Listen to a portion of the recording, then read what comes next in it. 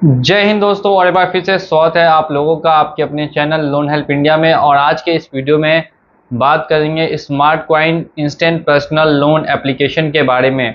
अगर आपने भी इस एप्लीकेशन से पर्सनल लोन लिया है और किसी भी पर्सनल कारण से उसको डिफ़ॉल्ट कर चुके हैं, 1 महीना 2 महीना 3 महीना लेट ईएमआई चल रही है, या फिर आप फ्यूचर में डिफ़ॉल्ट करने वाले हैं, तो ये वीडियो आप लोगों के लिए काफ़ी ज़्यादा इम्पोर्टेंट है।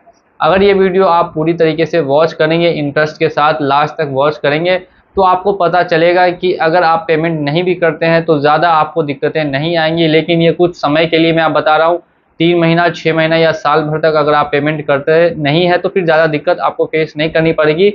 जो मैं स्टेप्स आपको बताऊंगा सिर्फ और सिर्फ उन स्टेप्स को आपको फॉलो करना होगा, और मेरी वीडियो को एंड तक वॉच करते रहिए। तो सबसे पहले फिर से स्वागत करता हूं आप सभी व्यूवर्स का, और जिन्होंने भी चैनल को सब्सक्राइब नहीं किया वो लोग चैनल को सब्सक्राइब करके बेल आइकन को प्रेस कर दें, ताकि ऐसी इन्फॉर्मेशन वाली वीडियोस उन तक सबसे पहले पहुंच सके। स्मार्ट कॉइन दोस्तों एक तरह की रजिस्टर्ड एप्लीकेशन है। इसके पास आरबीआई का लाइसेंस है। लगभग 30% तक का ये सालाना इंटरेस्ट रेट चार्ज करती है। 30 से 36% तक का बेस्ड होता है आपके सिविल स्कोर पे, और सिविल स्कोर के बेसिस पे ही आपको ये लोन भी प्रोवाइड करती है। सिर्फ और सिर्फ पैन कार्ड और आधार कार्ड वेरिफिकेशन होने के बाद आपको एक लिमिट प्रोवाइड की जाएगी। उस लिमिट का आप यूज़ कर सकते हैं, अपने बैंक अकाउंट में उसको मंगवा सकते हैं। और मान लीजिए कि आपने 30,000 रुपये अपने अकाउंट में मंगवाए, 6 ईएमआई उसकी बन गई, 5-5 या 6-6 हज़ार रुपये की 6 ईएमआई आपको अब पे करनी है, जिसमें से 2 ईएमआई आपने पेमेंट कर दी है, लेकिन बाकी 4 डिफ़ॉल्ट है। या फिर आप भी 4 पेमेंट कर दी, 2 डिफ़ॉल्ट है, या एक भी पेमेंट नहीं की है, तो कंपनी वाले क्या करेंगे, आपको कॉल्स पे कॉल्स करेंगे, और कॉल करके पहले तो सिर्फ और सिर्फ वार्निंग देंगे कि जल्द से जल्द पेमेंट कर दीजिए। और उसके बाद क्या करते हैं कि आपका जो डाटा है वो थर्ड पार्टी रिकवरी को दे देते हैं। अब जब थर्ड पार्टी रिकवरी की तरफ से आपको कॉल आएंगे तो वो शांति से आपसे सहजता से बात नहीं करेंगे। वो डायरेक्टली कॉल उठाते ही आपको बहुत तेज़ आवाज़ में चिल्ला चिल्ला कर बोलेंगे, गला फाड़ फाड़ के बोलेंगे, और बहुत बदतमीजी से बात करेंगे। ये मैं आपको पहले ही बता देता हूं। तो अगर कोई भी ऐसा थर्ड पार्टी रिकवरी आपको कॉल करता है और कॉल करके अभी चिल्ला के बात करता है, तो सबसे पहले आप भी उससे उसका बोलिए कि आईडी प्रूफ भेजो, मुझे व्हाट्सएप पे देखना है कि आप कौन बोल रहे हैं और किस कंपनी से बोल रहे हैं, उसके बाद ही बातचीत होगी। जैसा ही आप ये उनसे डिमांड करेंगे, वो आपका कॉल काटने की कोशिश करेंगे या फिर बात को बदलने की कोशिश करेंगे। लेकिन आप बात चेंज नहीं होने दीजिएगा। सबसे पहले उसका नाम वगैरह पूछिए, पूरा नाम, और किस कंपनी से बात कर रहा है, कहाँ पे उसका ब्रांच है, कहाँ लोकेशन है, वो सब पता करने के बाद उसकी आईडी प्रूफ आप बोलिए व्हाट्सएप पे सेंड करने के लिए। आप जैसे ही ऐसा कहेंगे वो चिल्लाना बंद कर देगा और कॉल काट के भाग जाएगा, फिर दोबारा कॉल आपको नहीं करेगा। ऐसे लेकिन लगभग 1-2 कॉल नहीं, लगभग दिन में 20-25 कॉल स्टार्टिंग में आते हैं, और आप लोग परेशान हो सकते हैं इन सभी से। तो आपको क्या करना है फ़िलहाल वो मैं आपको बता देता हूँ। तो अगर आपने किसी पर्सनल कारण से, यानी कि जॉब चली गई है, या फिर हेल्थ का इशू चल रहा है, या फिर कोई और अदर पर्सनल कारण है, आप लोन पेमेंट करना चाहते हैं लेकिन लोन पेमेंट कर नहीं पा रहे हैं, तो सबसे पहले तो स्मार्ट कॉइन को एक आपको मेल लिखना होगा। उस मेल में आप ये जानकारी देंगे कि आखिर किस वजह से आपने पेमेंट नहीं किया है और कितना समय लगेगा आपको पेमेंट करने में। जो भी टाइम वहाँ पर आप लेंगे, 1 महीना 2 महीना 3 महीने या 6 महीने तक का आपको टाइम मिल जाएगा, और उसके बाद फिर आप चाहे तो पेमेंट कर सकते हैं। देखिए, अब मेल करेंगे तो इसमें 2 चीज़ें हैं, या तो वो आपको एक्सेप्ट करेंगे कि ठीक है इतना टाइम देते हैं, या फिर एक्सेप्ट नहीं करेंगे। भले ही वो एक्सेप्ट करे या नहीं करे, वो कंपनी की दिक्कत है, लेकिन आपने मेल करके उनको पहले ही इन्फॉर्मेशन कर दी। ये आपका काम था जो आपने पहले ही कर दिया कि आपके पास अभी प्रॉब्लम है, इस वजह से आपने पेमेंट नहीं किया।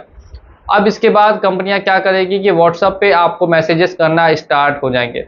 अब ये जो व्हाट्सएप पे आते हैं मैसेजेस, तो डेली अलग अलग मैसेज आते हैं। तो मैं बता दूं कि इनके पास एक कंप्यूटराइज होता है सिस्टम, जिसके थ्रू ये आपको ऐसे मैसेजेस बार बार सेंड करते हैं। कभी नोटिस सेंड करेंगे, तो कभी बोलेंगे कि फील्ड विजिट के लिए आज शाम 5 बजे पूरी टीम आ रही है, तो कभी आपको मैसेज आएगा कि आपके ऊपर लीगल एक्शन ले लिया गया है या लीगल एक्शन होने वाला है। कभी ऐसा मैसेज आएगा कि आपके ऊपर एफआईआर हो गई है।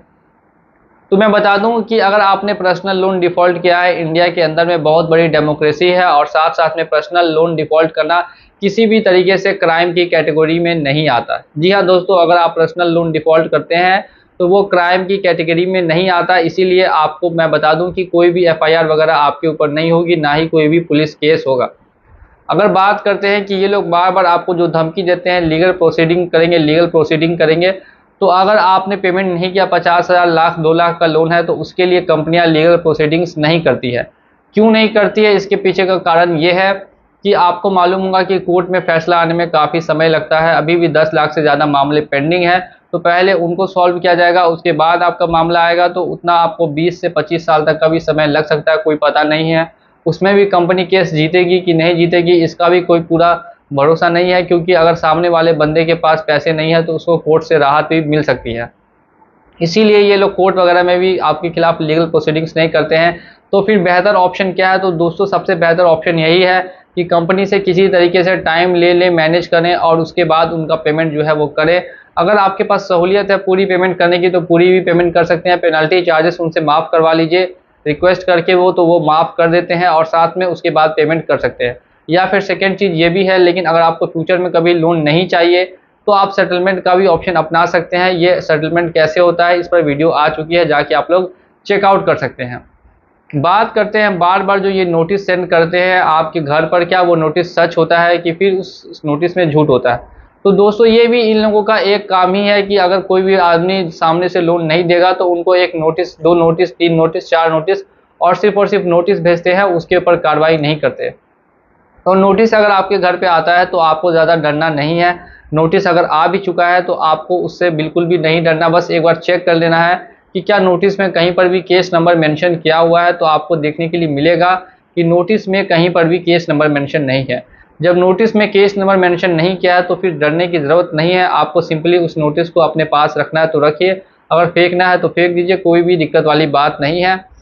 और अगर आपको रिकवरी एजेंट्स की धमकी मिलती है या रिकवरी एजेंट्स घर पे आते हैं तो आप उनको भी सेम चीज़ बता सकते हैं कि आपने पहले से ही कंपनी को मेल डाल रखा है कि इतना इतना आपको समय चाहिए पेमेंट करने के लिए और इस टाइम बाद आप पेमेंट कर देंगे। तो रिकवरी एजेंट भी आपसे ज़्यादा बहस नहीं कर सकते, क्योंकि उस पर भी काफ़ी गाइडलाइंस आ चुकी है। सबसे पहली बात तो रिकवरी एजेंट का सिस्टम ही सही नहीं है।